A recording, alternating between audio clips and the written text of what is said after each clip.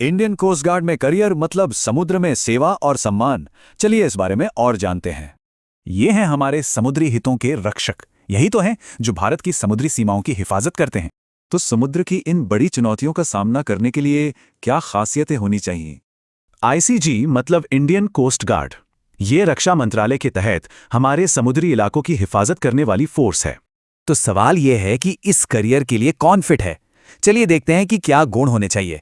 क्योंकि देखिए, समुद्र में टीम वर्क, तेजी और ऑर्डर्स को ठीक से फॉलो करना ही सबसे जरूरी है।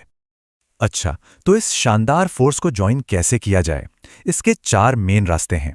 पहला रास्ता है यांत्रिक का। ये लोग जहाजों के इंजन और टेक्निकल सिस्टम देखते हैं। डिप्लोमा तो चाहिए ही। दूसरा ऑप्शन है नाविक। ये जनरल ड्यूटी और ऑपरेशंस में बहुत बड़ा रोल प्ले करते हैं। तीसरा है असिस्टेंट कमांडेंट। ये एक ऑफिसर रैंक है, मतलब टीम लीड करना या पायलट बनना। और चौथा रास्ता है असिस्टेंट कमांडेंट टेक्निकल। ये जहाज़ों के डिज़ाइन और मेंटेनेंस के एक्सपर्ट्स होते हैं। अब बात करते हैं सबसे ज़रूरी सवाल की, सैलरी और ग्रोथ के मौके कैसे हैं। शुरुआत में ही सैलरी 56,000 से लेकर 2 लाख रुपए महीने तक हो सकती है। काफ़ी अच्छा है। एक नाविक प्रमोट होकर उत्तम नाविक, फिर प्रधान नाविक और यहाँ तक कि अधिकारी भी बन सकता है। और एक असिस्टेंट कमांडेंट तो डायरेक्टर जनरल की टॉप पोस्ट तक पहुंचने का सोच सकता है। तो ये सिर्फ एक जॉब नहीं है, बल्कि सर्विस, रिस्पेक्ट और लीडरशिप का एक पूरा सफर है। जैसे नूपुर कुलश्रेष्ठ को ही देख लीजिए, कोस्ट गार्ड में डीआईजी बनने वाली पहली महिला। वाकई एक मिसाल है। तो ऐसी कामयाबी के लिए तैयारी कहाँ से करें और क्या कोई मदद मिल सकती है? आईआईटी बॉम्बे और डीटीयू दिल्ली जैसे टॉप कॉलेज इंजीनियरिंग की पढ़ाई के लिए बेस्ट ऑप्शंस हैं। पढ़ाई के खर्चे के लिए नेशनल स्कॉलरशिप पोर्टल जैसे प्लेटफॉर्म से फाइनेंशियल हेल्प भी मिल जाती है। तो क्या समुद्र की लहरों पर देश की सेवा करना एक बेहतरीन भविष्य की शुरुआत हो सकती है?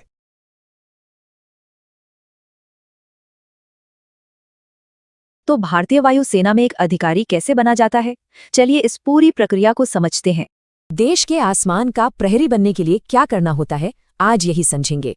तो काम सिर्फ हवाई खतरों से देश को बचाना ही नहीं, बल्कि मुश्किल वक्त में लोगों की मदद करना भी है। अच्छा, तो इस मुश्किल करियर में कामयाब होने के लिए कुछ खास खूबियों का होना बहुत जरूरी है।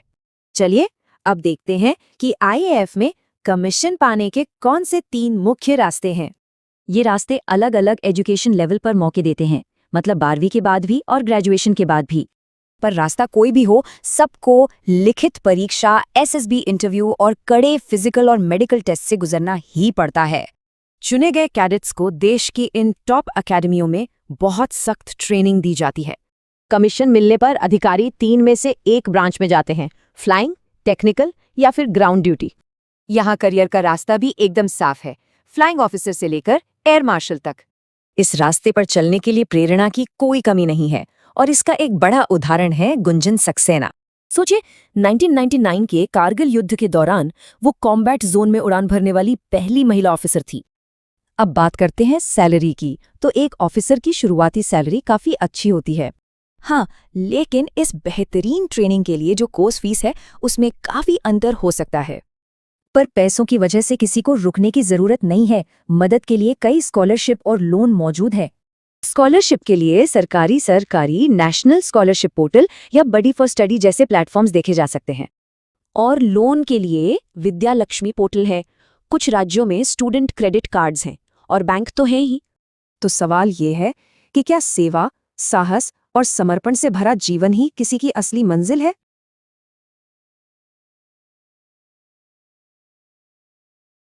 सोचा है कभी भारत की सीमाओं की रक्षा करना कैसा होता है? चलिए बीएसएफ की दुनिया में चलते हैं। बीएसएफ सिर्फ एक बॉर्डर फोर्स नहीं, यह है हमारी रक्षा की पहली पंक्ति, देश की सुरक्षा की गारंटी। तो आज देखेंगे कि बीएसएफ का मिशन क्या है, इसमें जाने के लिए क्या चाहिए और करियर का रास्ता कैसा है। इनका मेन काम है हमारी सरहदों को महफूज रखना, ताकि वहां रहने वाले लोग बेफिक्र रह सके। तो एक बीएसएफ ऑफिसर बनने के लिए कौन से गुण होने चाहिए, आइए इस पर नजर डालते हैं। देखिए, देश सेवा का जुनून और फिजिकल फिटनेस, ये 2 चीजें तो सबसे ज्यादा जरूरी हैं। तो फिर बीएसएफ ज्वाइन करने का रास्ता क्या है? चलिए इसे समझते हैं। सबसे पहला रास्ता खुलता है 10+2 के ठीक बाद। बस बीएसएफ की परीक्षा और फिजिकल टेस्ट पास करने होते हैं। लेकिन अगर किसी ने ग्रेजुएशन कर ली है तो उनके लिए भी एक और रास्ता है। खासकर इंजीनियरिंग वालों के लिए बीएसएफ में उनकी स्किल्स की बहुत वैल्यू है। उनके लिए एंट्री के खास ऑप्शंस हैं। लेकिन ज्वाइन करने के बाद एक बीएसएफ जवान की जिंदगी असल में होती कैसी है? बात करते हैं सैलरी की। रैंक के हिसाब से ये 23,000 से लेकर 1,20,000 रुपए महीने तक हो सकती है। ये कोई 9 से 5 की डेस्क जॉब बिल्कुल नहीं है। यहां मुश्किल हालात में लंबे घंटों तक डटे रहना पड़ता है। करियर में आगे बढ़ने का रास्ता भी साफ है। असिस्टेंट कमांडेंट से शुरू करके डायरेक्टर जनरल तक पहुंचा जा सकता है। अब बात करते हैं प्रेरणा की, और इस रास्ते पर चलने के लिए मदद कहां से मिल सकती है? मिलिए तनुश्री पारीक से, बीएसएफ की पहली महिला कॉम्बैट ऑफिसर, एक सच्ची प्रेरणा। जाहिर है इस करियर के लिए ट्रेनिंग चाहिए, और अच्छी बात यह है कि इसके लिए फाइनेंशियल मदद भी मिलती है। ट्रेनिंग की फीस कोर्स और इंस्टीट्यूट पर निर्भर करती है, जो 6,000 से 10 लाख तक हो सकती है। इस खर्च को उठाने में मदद के लिए कई रास्ते हैं। स्कॉलरशिप से लेकर एजुकेशन लोन तक सब उपलब्ध है। तो आखिर में सवाल यही बचता है, क्या सेवा और साहस से भरी ये जिंदगी किसी का सपना है?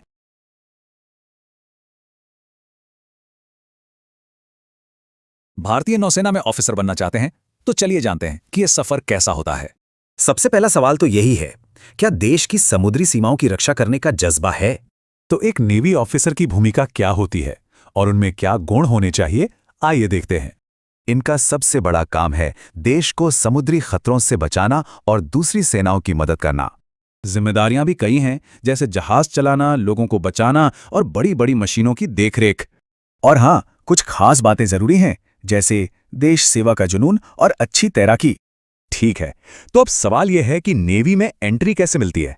इसके कई रास्ते हैं। एंट्री के 3 मेन रास्ते हैं, 10+2, ग्रेजुएशन या फिर टेक्निकल एंट्री के जरिए। लेकिन रास्ता कोई भी हो, फिजिकल मेडिकल टेस्ट और एसएसबी इंटरव्यू तो पास करना ही होगा। अगर कोर्स की फीस की बात करें तो वो 6,000 से लेकर 10 लाख तक जा सकती है। पर घबराने की बात नहीं, स्कॉलरशिप्स और एजुकेशन लोन जैसे कई ऑप्शंस मौजूद हैं।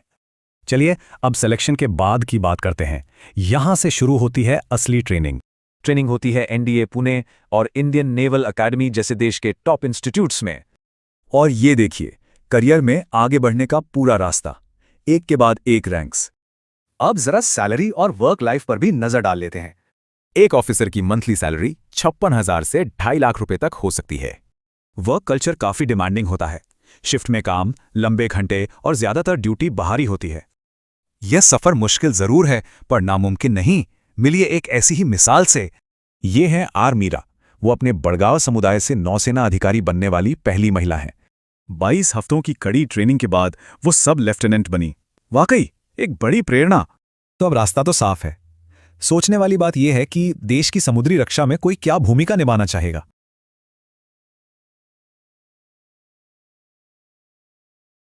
आईटीबीपी ऑफिसर बनना है? चलिए इस शानदार लेकिन मुश्किल करियर का पूरा रास्ता जानते हैं। आईटीबीपी एक बहुत ही खास फोर्स है। यह हिमालय की ऊंचाइयों पर अपने मुश्किल ऑपरेशंस के लिए जानी जाती है। इनका मेन काम है बॉर्डर पर शांति बनाए रखना और किसी भी तरह की घुसपैठ को रोकना। तो चलिए एक ऑफिसर की भूमिका से लेकर उनकी सफलता की कहानी तक सब कुछ समझते हैं। तो सबसे पहले काम क्या है? लद्दाख से लेकर म्यांमार तक हमारे बॉर्डर्स की हिफाजत करना। अच्छा, तो इस रोल के लिए कौन सही है? मतलब एक उम्मीदवार में क्या खूबियां होनी चाहिए? सबसे जरूरी है देश सेवा का जज्बा, जबरदस्त फिटनेस और बाहर मुश्किल हालात में काम करने का शौक। तो अगर ये सब बातें फिट बैठती हैं तो अब जानते हैं कि फोर्स ज्वाइन कैसे करनी है। यह सफर स्कूल से शुरू होकर डिग्री और फिर सीधी भर्ती तक पहुंचता है। शुरुआत होती है 10+2 से, और साइंस स्ट्रीम लेना मतलब फिजिक्स, केमिस्ट्री, मैथ्स बेहतर रहता है। स्कूल के बाद इंजीनियरिंग में बैचलर डिग्री जैसे बीटेक या बीई होना जरूरी है। एडमिशन के लिए किसी भी नेशनल या state level engineering entrance exam को क्लियर करना होगा। और हाँ, इस पढ़ाई का खर्चा कॉलेज के हिसाब से काफी अलग अलग हो सकता है, लेकिन इसके बाद सैलरी भी काफी अच्छी मिलती है, एक बढ़िया शुरुआती पैकेज के साथ। चलिए अब देखते हैं कि असल में काम कैसा होता है और करियर में ग्रोथ कैसी है। काम का माहौल काफी टफ होता है। ज्यादातर बाहर मुश्किल हालात में लंबी शिफ्ट्स करनी पड़ती हैं। करियर में आगे बढ़ने का रास्ता भी एकदम साफ है। शुरुआत असिस्टेंट कमांडेंट से होती है। इस पूरे सफर को असलियत में देखने के लिए चलिए प्रकृति की कहानी जानते हैं। और कमाल की बात यह है कि 2016 में उन्होंने पहले ही अटेम्प्ट में यूपीएससी क्लियर कर लिया था।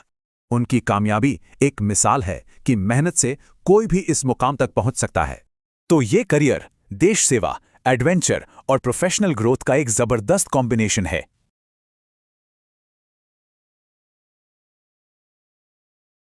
सीआरपीएफ ऑफिसर कैसे बने, आज हम इसी रोमांचक सफर का पूरा रोड मैप समझेंगे।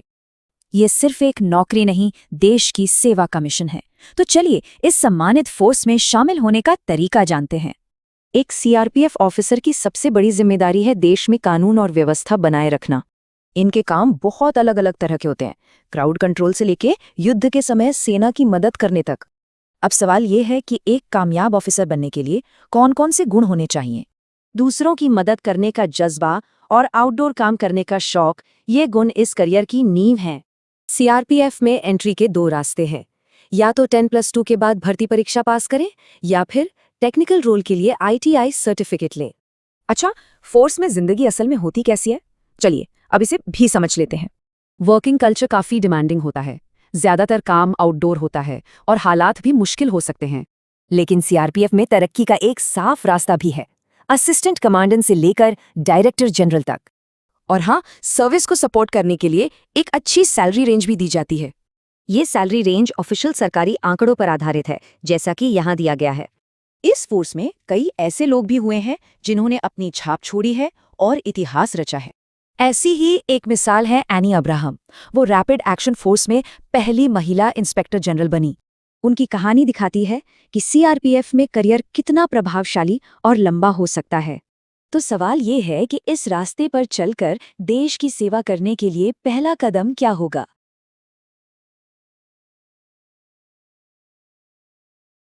तो आइए जानते हैं कि इंडियन आर्मी में एक ऑफिसर कैसे बनते हैं। आज हम देखेंगे एक ऑफिसर की ड्यूटी, कमीशन पाने के रास्ते और उनका करियर कैसा होता है। सबसे पहले समझते हैं कि एक आर्मी ऑफिसर का असल कर्तव्य क्या होता है। उनकी सबसे बड़ी जिम्मेदारी है देश को बाहरी और अंदरूनी हर खतरे से बचाना। सिर्फ जंग ही नहीं, जरूरत पड़ने पर ये मानवीय बचाव अभियानों में भी सबसे आगे रहते हैं। तो एक कामयाब ऑफिसर बनने के लिए कौन कौन से गुण जरूरी हैं?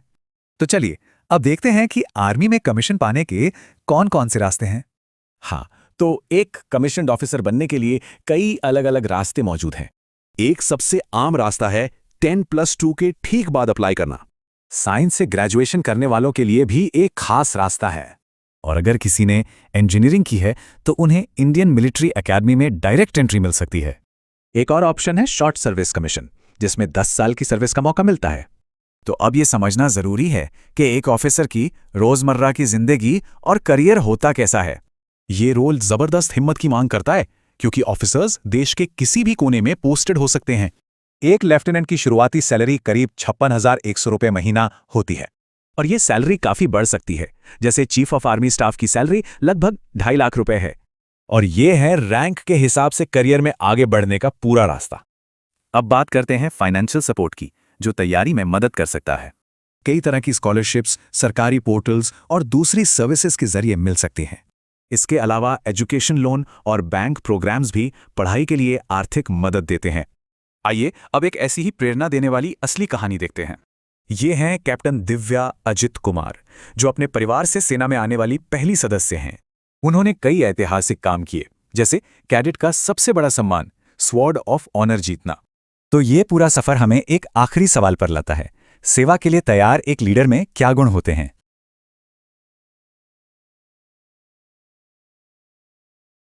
चलिए देखते हैं एसएसबी ऑफिसर कैसे बनते हैं। जानेंगे योग्यता से लेकर करियर तक की सारी जानकारी। एसएसबी यानी नेपाल और भूटान से लगी हमारी सीमाओं के प्रहरी। चलिए इस अहम भूमिका को समझते हैं। 1963 में बनी एसएसबी का मेन काम है बॉर्डर पार के क्राइम और स्मगलिंग को रोकना। लेकिन इस रास्ते पर चलने से पहले ये सोचना जरूरी है कि क्या इस रोल के लिए जरूरी गुण मौजूद हैं। एक कामयाब एसएसबी ऑफिसर में देश सेवा का जज्बा, टीम वर्क और लीडरशिप होनी चाहिए। तो ऑफिसर बनने के लिए करना क्या होगा, चलिए इसके 3 मेन स्टेप्स देखते हैं। ये सफर पढ़ाई से शुरू होकर यूपीएससी के सीएपीएफ यानी सेंट्रल आर्म्ड पुलिस फोर्सेस परीक्षा पर खत्म होता है। इस करियर की तैयारी का खर्च अलग अलग हो सकता है, इसलिए पहले से प्लान करना जरूरी है। ट्रेनिंग के बाद अधिकारियों को 7th सेंट्रल पे कमीशन के हिसाब से सैलरी मिलती है। एक एसएसबी ऑफिसर की शुरुआती मासिक सैलरी लगभग इतनी होती है, जो भत्तों के साथ बढ़ती है। तो काम कैसा होता है और करियर में आगे बढ़ने के क्या मौके हैं, चलिए देखते हैं। ये काम बहुत चैलेंजिंग है, जिसमें अधिकारियों को अक्सर मुश्किल हालात का सामना करना पड़ता है। काम का शेड्यूल काफी टाइट रहता है और ज्यादातर ड्यूटी फील्ड ऑपरेशंस में ही होती है, और ये दिखाता है कि फोर्स में प्रमोशन का एक तय और साफ रास्ता है। एसएसबी के इतिहास में कई ऐसे लीडर्स हुए हैं जिन्होंने राष्ट्रीय सुरक्षा में नई मिसालें कायम की। अर्चना रामासुंदरम इसकी एक बेहतरीन मिसाल है, जिन्होंने इस करियर में इतिहास रचा। उनकी कहानी यूनिवर्सिटी से शुरू होकर फोर्स के सबसे ऊंचे पद तक पहुंचती है। ये तो हुआ देश की सेवा करने का एक रास्ता। सवाल ये है कि आपका तरीका क्या होगा।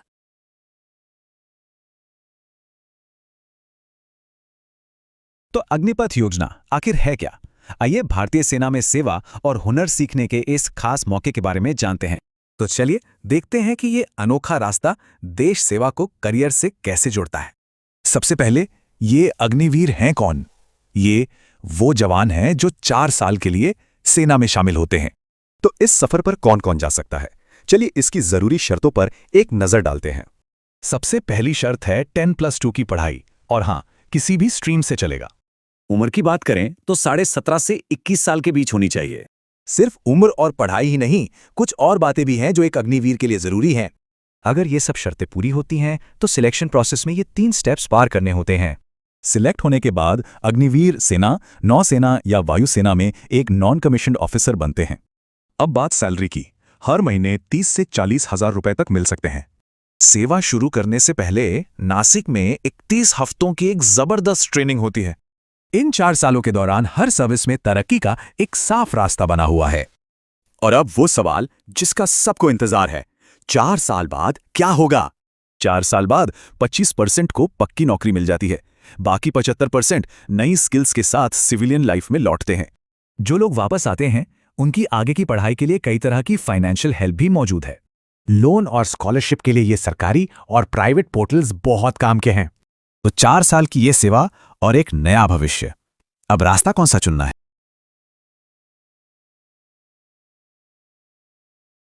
चलिए समझते हैं सार्वजनिक सेवा के खास करियर पथ को। भारतीय होमगार्ड, ये इंडियन पुलिस की एक सहायक फोर्स है और इनकी भूमिका समाज के लिए बहुत जरूरी है। तो इनका मेन काम है किसी भी इमरजेंसी में पुलिस की मदद करना और व्यवस्था बनाए रखना। इनके काम भी काफी फैले हुए हैं, जरूरी सेवाएं बनाए रखने से लेकर प्रशासन की मदद तक।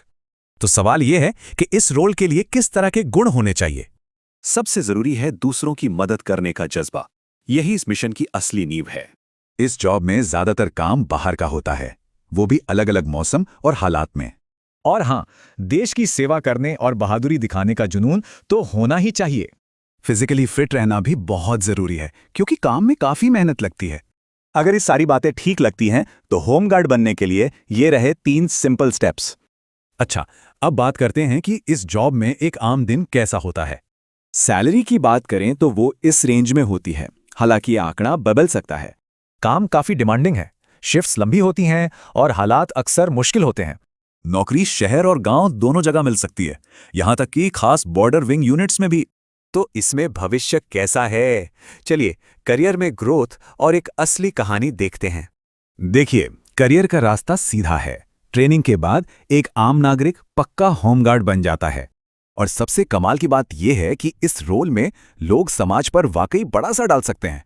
जैसे कि के राधा, केरल की पहली महिला होमगार्ड ऑफिसर, इन्होंने एक नई मिसाल कायम की। तो होमगार्ड का करियर सेवा और अफसर दोनों का रास्ता है। क्या यह किसी की कॉलिंग हो सकती है?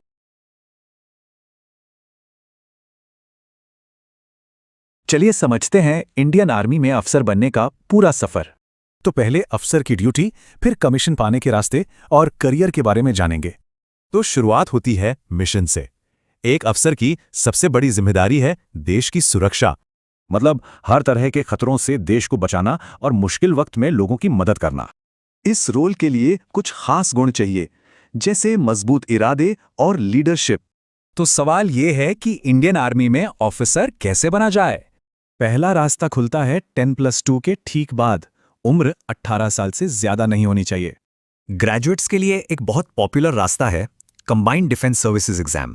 इंजीनियरिंग ग्रेजुएट्स के लिए तो और भी अच्छा है, बिना रिटन एग्जाम के डायरेक्ट एंट्री मिल सकती है। एक और ऑप्शन है शॉर्ट सर्विस कमीशन का। इसका कार्यकाल 10 साल का होता है। ग्रेजुएट्स रिटन एग्जाम और एसएसपी इंटरव्यू के बाद ऑफिसर्स ट्रेनिंग एकेडमी ज्वाइन कर सकते हैं। और हाँ, इंजीनियर्स के लिए ये रास्ता भी काफी सीधा है। एसएसबी और मेडिकल के बाद सीधे ओटीए।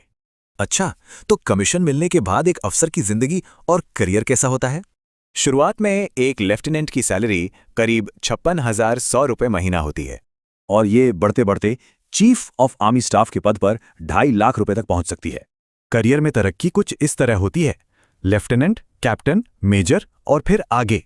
काम का माहौल बहुत टफ होता है, कड़ी ट्रेनिंग और मुश्किल हालात में पोस्टिंग होती है।